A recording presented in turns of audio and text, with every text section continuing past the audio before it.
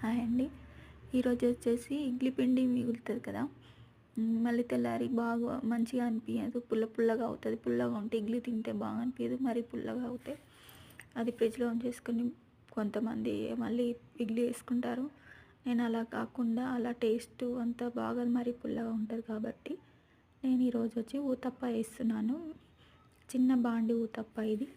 ఈ కింద పెట్టడం ఎందుకంటే ఇట్లా ఆయిల్ అది బాండికి అతుక్కుపోకుండా పిండి అనేది ఇట్లా ఫస్ట్ ఆయిల్ వేసేసుకొని స్టవ్ వెలిగించుకున్న తర్వాత కింద పెట్టేసుకొని ఇలా వేసుకున్నాను. ఇలా వేసుకున్న తర్వాత ఇట్లా ఇట్లా ఉడుకుతుంది బాగా.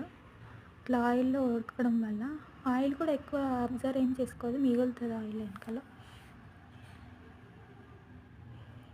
ఇలా తీసేసుకోవడం, తిప్పి మళ్ళీ ఇలా తిప్పేసుకోవడమే బాగుంటుంది టేస్ట్. ఇందులో ఎక్స్ట్రా ఇంగ్రీడియంట్స్ ఏమీ లేవు. పచ్చిమిర్చి, ఉల్లిగడ్డ, జీలకర్ర అంతే. ఇలా ఎర్రగా కాల్చుకున్న తర్వాత తీసేసుకోవాలి. టేస్ట్ అయితే చాలా బాగా వస్తుందండి. మీరు ఎప్పుడైనా ట్రై చేస్తుంటే కామెంట్లో తెలియచేయండి. నేనైతే ఫస్ట్ టైం చేశాను. ఇది చూడండి ఎంత బాగా ఉడికిందో. ఎర్రగా బన్ను టైప్ లాగా ఉంది ఉత్తప్పం. ఫస్ట్ టైం కనుక నా ఛానల్ చూస్తున్నట్టయితే సబ్స్క్రైబ్ చేయడం మర్చిపోకండి. Please like, share, comment please. ఇలా వస్తుంది, క్రిస్పీగా ఉంటుంది. ఈ క్రిస్పీగా ఉంటే టేస్ట్ కూడా బాగుంటుంది.